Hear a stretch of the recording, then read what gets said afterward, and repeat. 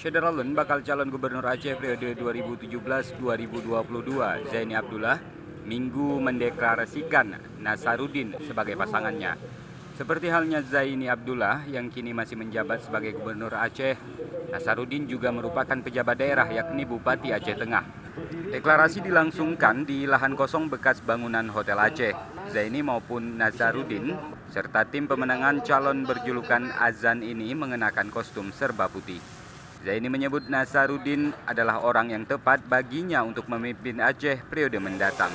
Sekarang ada Panas yang bisa mendampingi saya sebagai wakil gubernur.